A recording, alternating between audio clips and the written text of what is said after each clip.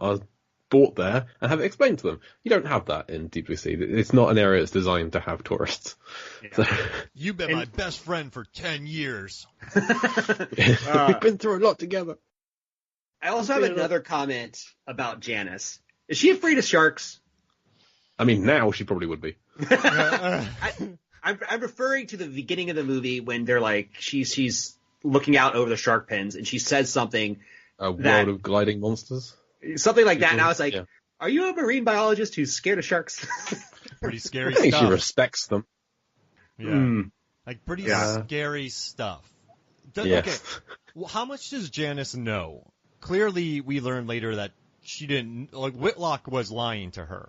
I mean, he's withholding the truth, but I would say that's still lying to her. Absolutely. Mm-hmm. Yeah. Yeah. So she seems pretty shocked by it, but they all know that they're doing something to them. Like, so David, if I see you digging a grave in your backyard every night, if you were my neighbor, and every night, yeah, and then you get arrested and you have like a ton of bodies in your backyard, I would be like, oh, yeah, I guess that makes sense. Like, it's, she has to know something. Yeah, exactly. You have to know something's going on. I mean, Jim's always prodding it.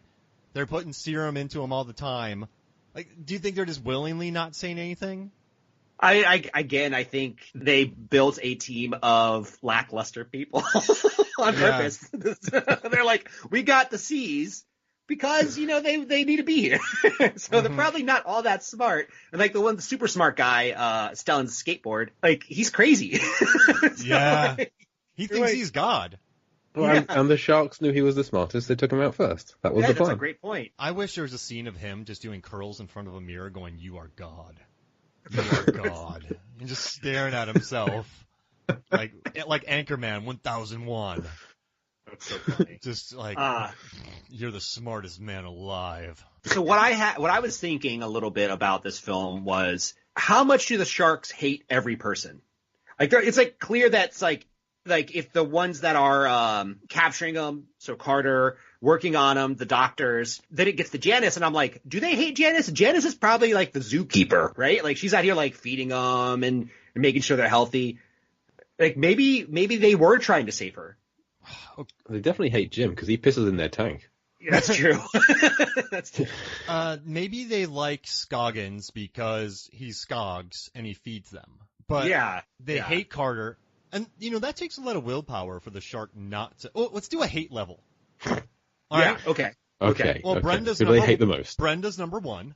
Like, least. Hated. Least. Okay, least. I was going to say, what did she do that she's the most? Yeah, I mean, like, they're totally cool with Tower. I don't think she plays the music. Yeah. Oh! So Brenda gets a 1 out of 10 or 1 out of 5? Oh, scare level? Or hate level? Yeah. Oh, no, like 0.5 out of 10. Like 0.05. Right, I think that They love the music. Yeah, I mean, they're totally cool with her, I think. Then it's probably Janice, because, as you say, she probably does the feeding. She's like the marine biologist, so I reckon she's got to be on their favorites list. Yeah, like 2 or 3. Yeah. And since she doesn't know about the work, I would say. Okay, so then, I mean, they gotta like Preacher. Oh, yeah. He maybe makes them some food sometimes. Oh, shark snacks. Or like their shark birthday, perhaps. They get a little shark cake. Oh, they just take a nurse shark and he just cuts a mound of flesh into a pie, and then Mary Berry judges it. Exactly. Yeah, and they always have a soggy bottom because it's in the water. Do you think the sharks line up and critique it before lamprey yes, pie? Yes, I do. All right, so what's Preacher, a 1 or 2? I would say he's a 2 and Janice would be 3. Because I think Preacher is below Janice. Or is more well-liked than Janice.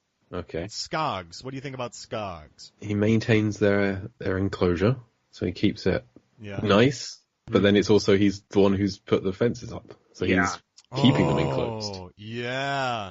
You think he's a 5? Borderline, he's a 5 or 6? Or 4, 5, 6? That's a really... I think he's got to be higher up, yeah. Yeah.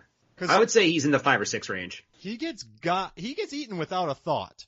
They try to help Janice live. Scoggy. They do not try to keep Scoggins around. No. They take him out. Scoggs gets Goggton. No, I can't rhyme. Yeah, he's murked.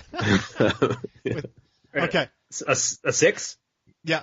Russell Franklin. At Scoggins' point, they didn't need to kill him. The damage is done. Yeah. Oh, yeah. It makes me so happy. Let's see. Then we have, let's go with Russell Franklin. They don't really know Russell. Can they understand human speech? Okay. Yes. I would assume so, yeah. You understand what video cameras are and that you have to destroy them. They recognize what guns are. They recognize where floppy disks are stored. Yeah. And how ovens work, potentially. Yeah. Yeah, they can understand. I'm going to give them some basic understanding of some words, I would say.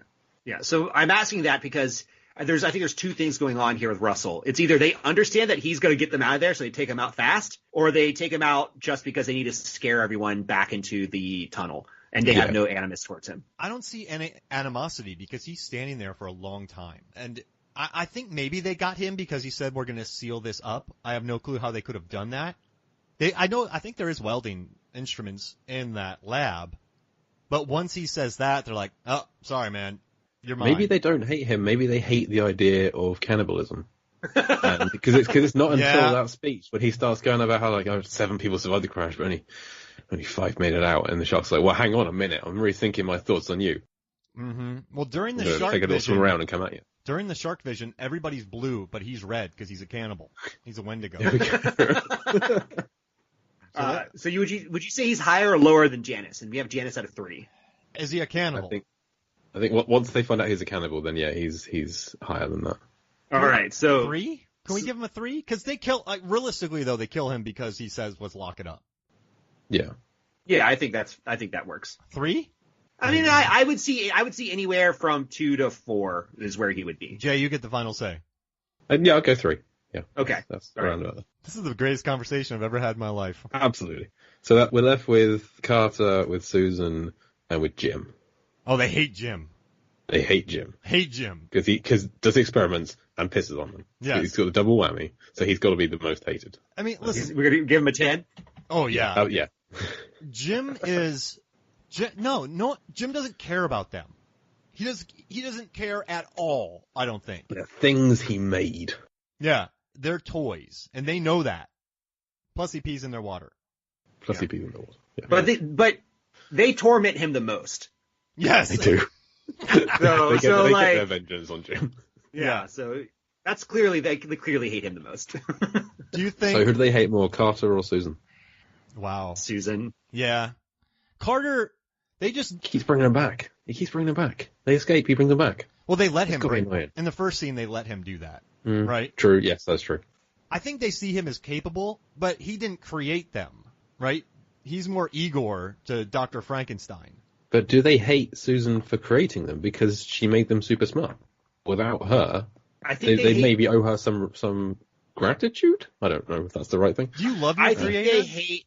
The creator's tormenting her, though. They're tormenting them. That's the thing. They may have created her, but both Carter and Susan are helping drive needles into their brains. They're still being tortured. Animal brain stabbing practice. But during the animal brain stabbing practice, Carter is soothing the shark. He's there giving it it's okay, everything's okay. He's got a little pat on the fin. Yeah. That shows some kind of, when my dog's going through something, I'm there to soothe it. I don't think my dog hates me.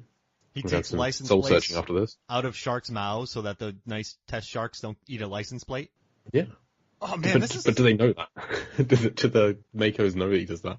Okay, for me, it just comes back to the creator thing, where, and Benny Dreadful, what my creator ditched me. My creator created me and is just using me for this. I mean, I think they hate Susan more than Carter because they just see Carter as the hired help. Yeah. Does that make sense? Yeah, it does for me. Yeah. But none of them are 10, like with Jim Whitlock. No, Jim is far and away the winner here, or the loser. Yeah. What point system should we give? So we're talking anywhere from 6 to 9 with Carter and Susan. I think Susan's like a 9. Yeah. And then Carter could be... Is he a 6? He's on the same level as Skoggs? Man. Because he does dart them. Let's give him a 7, because Skoggs has never tranked them. Okay. Or has he? He's probably tried. Skoggs would miss. Yeah, exactly. It's not like he hasn't tried to trank them. He's just unable to. Scoggins, those darts cost $7,000 each, and you've missed 14 times. I'm trying! Wait, I just sounded like, I'm trying here. Wait, who's that? That's Dustin Hoffman in Midnight Cowboy. Hey, Rizzo! That'd be funny if Dustin Hoffman played that. That's funny. Turn off the gasoline. Is that everyone? I think that's everyone. Well, I mean, there's the bird, but I don't think the sharks care about the bird. Yeah. And then boy, number one, girl number one, boy number two, and girl number two. But they don't kill them, so they zero. No. No. Yeah, I mean, the sharks are fans of the Cars 3 and Scoob, and there's other films that guy wrote. Did you know that, David Cross? Did you know? What? So we figured out that boy number one in the movie, Aya Podell, he wrote Scoob, Cars 3, Angry Birds movie. This is in real life, the actual actor. He's a big name. Like he's crushed. Like he's written some big animated features. Good for him. Yeah. And this is also cool. Jay figured this out, that the people who voice the parrot, one of the Frank people, Welker. Yeah, Frank Welker. He's the voice of Scoob in the movie that Aya Podell wrote. Do you guys? There's a couple things we haven't covered yet, and I love it. Before I forget, I don't want to get to the rope. We have to get to Preacher's rope. Have to get to that. Cliffhanger, the cliffhanger homage that Rennie Harlan admits to. Before you get too far, Mark, I want to make sure we run through the list in order before we forget. Oh, okay. And then cover everything. Okay. So we had Brenda at 0.5, Preacher at 2, Janice at 3, Russell at 3, Skoggs at 6, Carter 7, Susan 9, Jim 10. Yeah, so there's very much a split of a bottom 4 and a top 4. Yeah. And if anybody's good on Photoshop or anything and wants to create the dislike-o-meter, please make that for us. The great white angry. Like, isn't it white hot anger?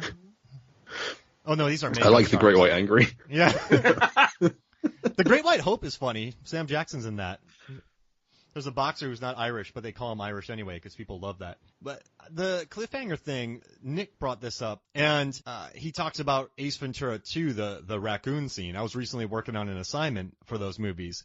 And you watch that again, it hurts watching that raccoon die in Ace Ventura When Nature Calls. That's a brutal scene. But I don't know, like, what do you think? Did you like there's a Die Hard 2 homage in here?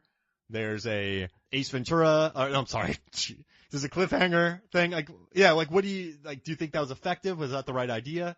The fact that he admits to it, he does come back to the same thing again and again with some of his tropes. Like, we talked about Nightmare on Elm Street 4 having a prolonged death, and he's just prolonged deaths in here. There's a waterbed death in here, and lots of watery deaths here. You know, he's got a playbook. He likes to stick to it, and when it works, it works. So. Yeah, I think it was fun. I didn't catch the cliffhanger reference, even though I just watched that movie a couple weeks ago. It's when Janice falls in the way. It's Carter trying to save Janice, and he's unable to at the very start cliffhanger that something similar happens. Yeah. I guess that would have been another like escalation if she would have actually grabbed his hand and then slipped. Yeah. I love it in the commentary. Rennie Harlan's talking about it. He says like the same thing happens here, but here it's more of a fishy situation than in cliffhangers. Oh Jesus Christ! Oh, you couldn't help yourself there. As Mark will tell you, this is why you shouldn't do solo commentaries. That was one of the most stressful experiences of my life. If you go back and you listen to Deep Blue Sea, the commentary on Movies, Films, and Flicks podcast, I looked like that dude from Airplane landing the plane, just covered in sweat, drenched, flop sweating. Oh my God, that was horrible. You know what? Listen to it, and you'll start sweating. It's a good workout. Sweating with Mark Hoffmeyer, the sit-down workout. So you guys want to talk about the rope? I do. So at first at the end, once Janice gets killed, Carter asks Scoggins if he can reach the door, and I love that he tries because it's very far away. But he just has this real kind of lame, impotent, just like try and stretch him and reach, and he's still a good 3 or 4 feet away from it. But I love that he tries. It's like a courtesy dive by a goalkeeper. You know the ball. Exactly. But then a rogue preacher appears, and I think if Preacher hadn't appeared, they still probably could have got out by standing on shoulders. If Carter could get both Scoggins and Susan up, then the two of them could potentially haul him up somehow. So they wouldn't have been lost without Preacher. But yeah, Preacher appears, and then it cuts to a rope. The water has just made it up to the ladder height, and the rope's being pulled up. And they've made this rope out of sheets or pillowcases, or I'm not entirely sure, but it's way too long because it's in the water when they put it up. and it does not need to be.